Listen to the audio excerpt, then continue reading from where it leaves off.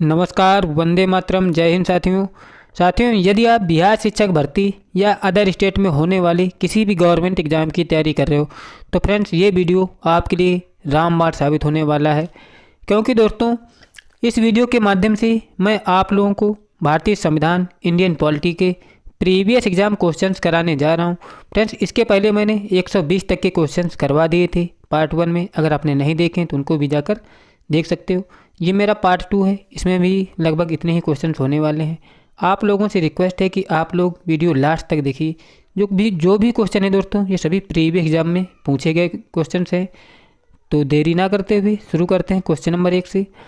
Question number 1 क्या दोस्तों 121 से दिया है कि राष्ट्रपति कितने समय अंतराल के पश्चात वित्त आयोग का गठन करता है। कितने समय बाद करता है दोस्तों? प्रत्येक 5 वर्ष के बाद राष्ट्रपति वित्त आयोग का गठन करता है। इसके बाद है अगला क्वेश्चन कि कानून निर्माण हेतु प्रस्तावित विधेयक के कितने वाचन होते हैं। कानून निर्माण हेतु प्रस्तावित विधेयक के कितने वाचन होते हैं दोस्तों? 3 वाचन होते हैं। इसके बाद है अगला क्वेश्चन कि राष्ट्रपति निर्वाचन के लिए न्यूनतम आयु है। कितनी आयु दोस्तों? 35 वर्ष होती है राष्ट्रपति निर्वाचन के लिए न्यूनतम आयु। इसके बाद है अगला क्वेश्चन कि संविधान में मूल कर्तव्य को शामिल करने का विचार किस देश के संविधान से लिया गया है। मूल कर्तव्यों को शामिल करने का विचार दोस्तों लिया गया है सोवियत संघ, जो वर्तमान में रूस है, इससे लिया गया था। अगला क्वेश्चन है कि उपराष्ट्रपति के चुनाव में मतदाता होते हैं। कौन से मतदाता होते हैं दोस्तों? ये होते हैं संसद सदस्य, चाहे लोकसभा हो चाहे राज्यसभा हो, दोनों के सदस्य उपराष्ट्रपति के चुनाव में भाग लेते हैं। अगला क्वेश्चन है कि किसकी अनुमति के बिना राज्य की विधानसभा में कोई धन विधेयक पेश नहीं किया जा सकता है। जैसे केंद्र में राष्ट्रपति होता है उसी प्रकार राज्य में राज्यपाल होता है, इसकी अनुमति के बिना कोई बिल विधानसभा में नहीं पेश किया जाता है। अगला क्वेश्चन है कि राष्ट्रपति का अभिभाषण तैयार करता है। कौन तैयार करता है? जो केंद्रीय मंत्रिमंडल होता है दोस्तों, वही राष्ट्रपति का अभिभाषण तैयार करता है। अगला क्वेश्चन है कि एक वर्ष में कम से कम कितनी बार संसद की बैठक होना आवश्यक होता है। कितनी बैठक होना आवश्यक होता है दोस्तों? 2 बैठक होना आवश्यक होता है। इसके बाद है अगला क्वेश्चन कि सार्वजनिक लेखा समिति में राज्यसभा के कितने सदस्य होते हैं। कितने सदस्य होते हैं? 7 सदस्य होते हैं। सार्वजनिक लेखा समिति में राज्यसभा के सदस्य कितने होते हैं दोस्तों? 7 होते हैं। अगला क्वेश्चन है कि भारत के संविधान में अवशिष्ट शक्तियाँ किसमें निहित होती हैं। किसमें होती हैं दोस्तों? ये होती हैं संसद में अवशिष्ट शक्तियाँ। इसके बाद है अगला क्वेश्चन कि परिसीमन आयोग का पदेन अध्यक्ष कौन होता है। परिसीमन आयोग का पदेन अध्यक्ष कौन होता है दोस्तों? ये होता है मुख्य चुनाव आयुक्त।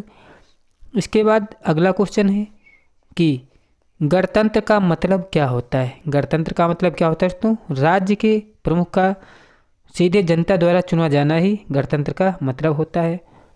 इसके बाद है अगला क्वेश्चन कि संविधान के किस अनुच्छेद के तहत राष्ट्रपति संघीय मंत्रिपरिषद की सलाह मानने के लिए बाध्य होता है। किसके तहत दोस्तों? अनुच्छेद 74 के तहत जो राष्ट्रपति होता है संघीय मंत्रिपरिषद की सलाह मानने के लिए बाध्य होता है अनुच्छेद 74 के तहत। अगला क्वेश्चन है कि भारत के किस राष्ट्रपति की मृत्यु का कार्यकाल पूरा करने से पहले हो गई थी।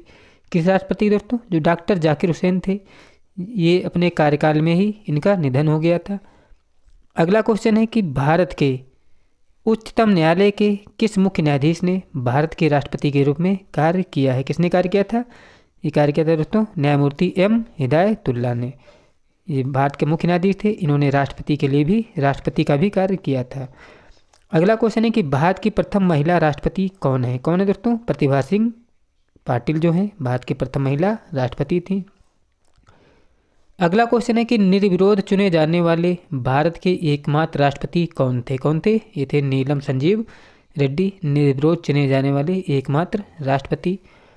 अगला क्वेश्चन है कि राष्ट्रपति को लोकसभा में किस समुदाय के 2 सदस्यों को मनोनीत करने का अधिकार प्राप्त है। पहले दोस्तों एंग्लो इंडियन के 2 सदस्य राष्ट्रपति मनोनीत करता था, लेकिन अब ये मनोनयन की प्रक्रिया खत्म हो गई है संविधान में संशोधन करके। अगला क्वेश्चन है कि भारतीय संविधान का कौन सा अनुच्छेद राष्ट्रपति को उच्चतम न्यायालय से परामर्श करने की शक्ति प्रदान करता है। कौन सा है? अनुच्छेद 133 जो होता है 143 दोस्तों, इसमें क्या होता है? राष्ट्रपति उच्चतम न्यायालय से परामर्श ले सकता है, लेकिन मानने के लिए बाध्य नहीं होता है।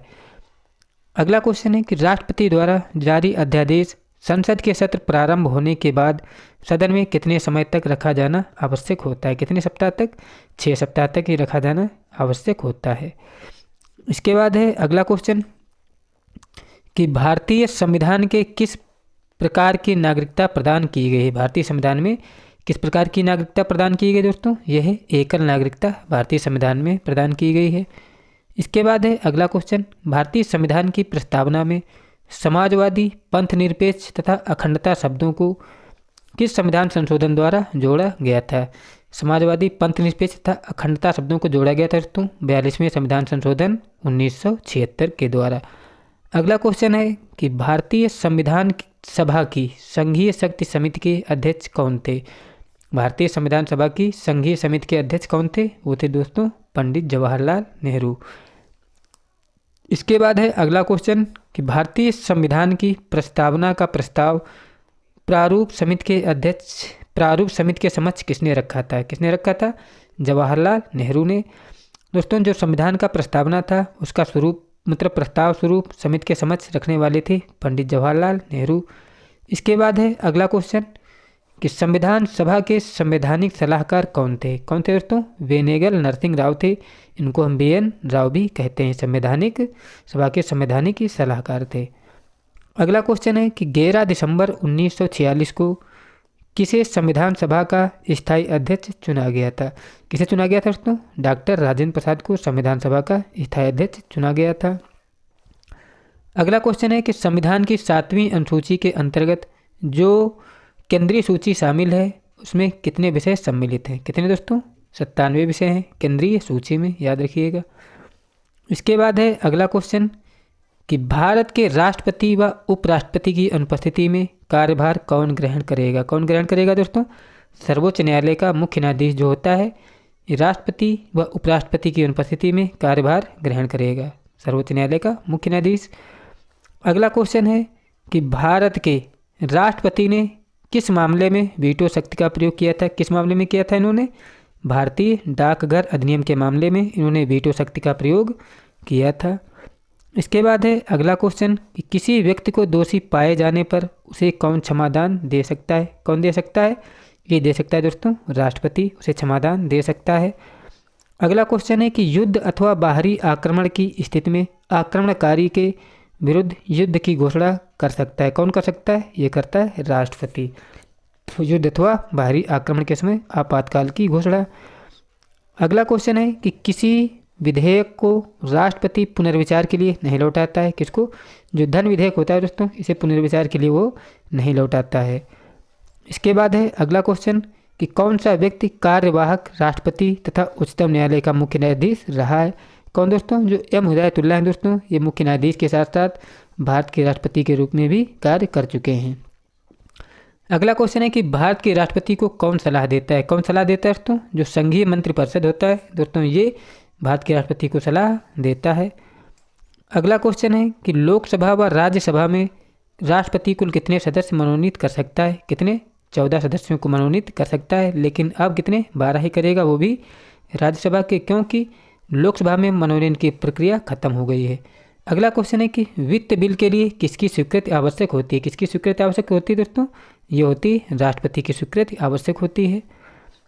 अगला क्वेश्चन है कि भारत का राष्ट्रपति किसकी नियुक्ति नहीं करता है? किसकी नियुक्ति नहीं करता है? उपराष्ट्रपति की नियुक्ति नहीं करता है भारत का राष्ट्रपति। अगला क्वेश्चन है कि भारत के किस राष्ट्रपति की मृत्यु कार्यकाल खत्म होने से पहले हुई थी? किसकी दोस्तों? जो डॉक्टर जाकिर हुसैन थे दोस्तों, इनकी मृत्यु कार्यकाल खत्म होने से पहले हुई थी। अगला क्वेश्चन है कि स्वतंत्र भारत के प्रथम राष्ट्रपति किस राज्य के थे? किस राज्य के थे? बिहार राज्य से थे। उनका नाम डॉक्टर राजेंद्र प्रसाद था। इसके बाद है अगला क्वेश्चन कि संसद के 3 सत्र कौन कौन होते हैं? संसद के 3 सत्र कौन कौन होते हैं? पहला होता है बजट सत्र, दूसरा होता है मानसून सत्र, तीसरा होता है शीतकालीन सत्र। इसके बाद दोस्तों अगला क्वेश्चन है कि संविधान के किस अनुच्छेद में मौलिक कर्तव्यों की चर्चा की गई है? किस में चर्चा की गई है? ये की दोस्तों अनुच्छेद 51A में मौलिक कर्तव्यों की चर्चा की गई है। इसके बाद है अगला क्वेश्चन कि लोकसभा के सदस्यों को शपथ कौन दिलाता है? कौन दिलाता है दोस्तों? जो प्रोटेम स्पीकर होता है दोस्तों, ये लोकसभा के सदस्यों को शपथ दिलाता है। अगला क्वेश्चन है कि राष्ट्रपति संविधान के किस अनुच्छेद के अंतर्गत लोकसभा को भंग कर सकता है? किसके तहत? अनुच्छेद 85 के तहत वो लोकसभा को भंग कर सकता है। इसके बाद है अगला क्वेश्चन कि राज्यसभा के द्विवार्षिक चुनावों की घोषणा कौन करता है? कौन करता है?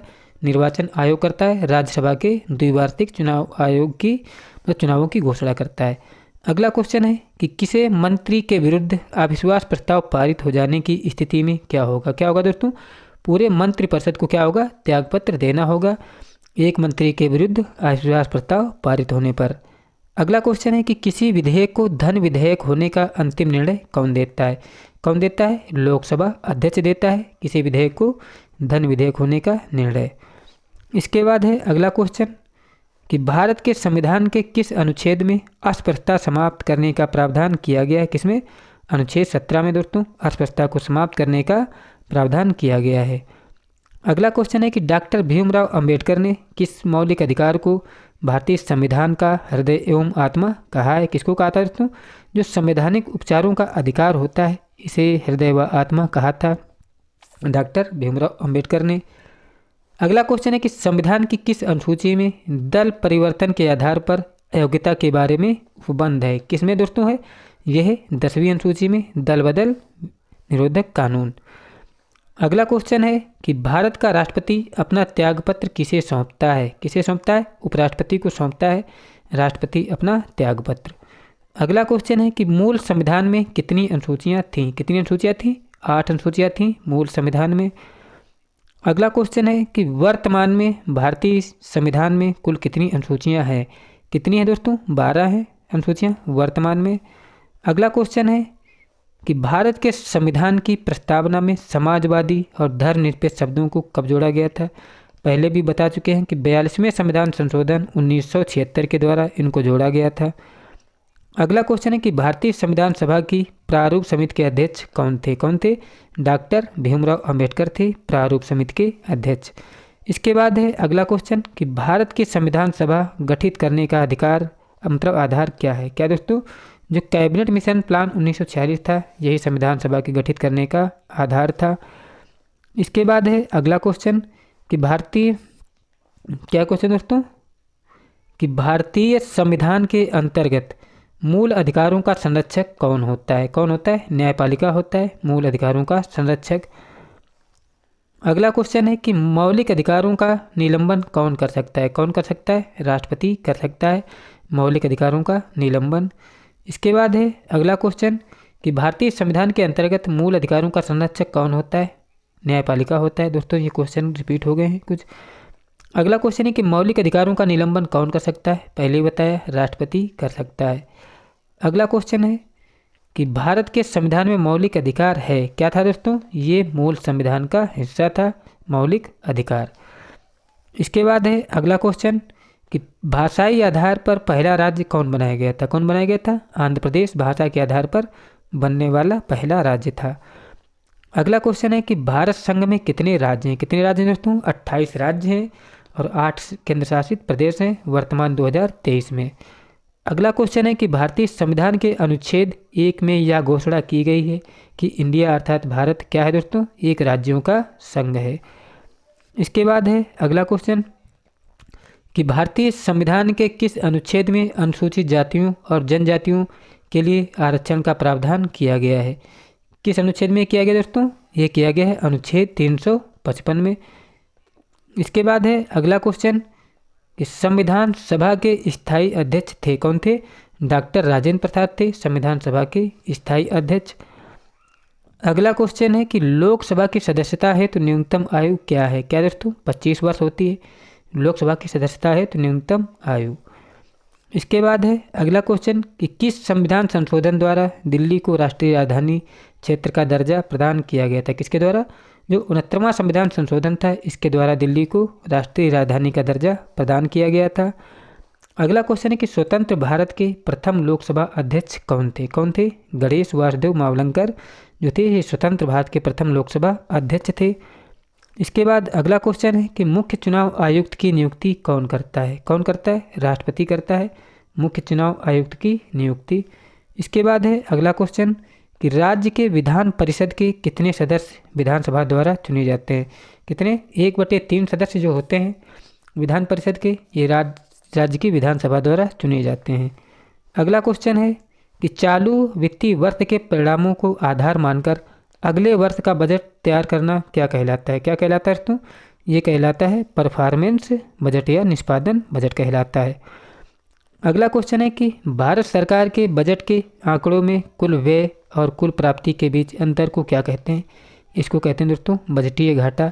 बजट के आंकड़ों में कुल व्यय और कुल प्राप्ति के बीच अंतर को। इसके बाद है इसका दोस्तों कुछ मिसप्रिंट दिया है, उत्तर दिया नहीं है।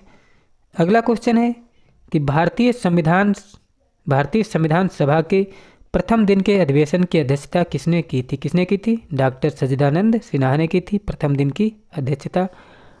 इसके बाद है अगला क्वेश्चन कि भारत के संविधान का निम्नलिखित में से कौन सा अनुच्छेद अस्पष्टता का उन्मूलन से संबंधित है तथा किसी भी रूप में इसका आचरण निषेध करता है? किसको? अनुच्छेद 17 को ऐसा निषेध करता है। इसके बाद है दोस्तों हमारा अगला क्वेश्चन कि भारतीय संविधान में समानता का अधिकार 5 अनुच्छेद द्वारा प्रदान किया गया। वह क्या दोस्तों? वह है अनुच्छेद 14 से 18। इसके बाद है अगला क्वेश्चन कि लोकसभा या विधानसभा के निर्वाचन में एक उम्मीदवार अपनी जमानत राशि को खो देगा अगर उसे कुल वैध मतों का कितना? 1/6। 1/6 से कम मत प्राप्त होंगे तो क्या होगी? जमानत राशि जब्त हो जाएगी। अगला क्वेश्चन है कि वित्तीय बिल के लिए किसकी पूर्व स्वीकृति आवश्यक होती है? किसकी? जो भारत का राष्ट्रपति होता है इसकी स्वीकृति आवश्यक होती है। अगला क्वेश्चन है कि भारत के राष्ट्रपति की मर्जी तक निम्नलिखित में से कौन अपने पद पर रह सकता है? कौन? जो राज्यपाल होता है दोस्तों ये राष्ट्रपति की मर्जी तक अपने पद पर रह सकता है। इसके बाद है अगला क्वेश्चन कि निम्नलिखित में से किसकी नियुक्ति भारत के राष्ट्रपति द्वारा नहीं होती है? किसकी? जो लोकसभा अध्यक्ष होता है दोस्तों इसकी नियुक्ति भारत के राष्ट्रपति द्वारा नहीं होती है। इसके बाद है अगला क्वेश्चन कि संविधान का कौन सा अंश भारत के नागरिकों को आर्थिक न्याय प्रदान करने का संकेत करता है? कौन करता है दोस्तों? जो राज्य के नीति निर्देशक तत्व होते हैं ये नागरिकों को आर्थिक न्याय प्रदान करने का संकेत करते हैं। इसके बाद हमारा लास्ट क्वेश्चन दिया है कि निम्नलिखित में से किस वर्ष संविधान में मूल कर्तव्यों को स्थापित किया गया था? कब? 1976 में दोस्तों मूल कर्तव्यों को शामिल किया गया था। दोस्तों मेरे द्वारा कराए गए क्वेश्चंस यदि आपको अच्छे लगे हो तो मैंने बीच में तो नहीं बोला है। अगर आपको वीडियो अच्छा लगा हो तो चैनल ज़रूर सब्सक्राइब कर लें, वीडियो लाइक करें, अपने दोस्तों के पास शेयर करें। मिलते हैं नेक्स्ट वीडियो में, तब तक के लिए जय हिंद जय भारत।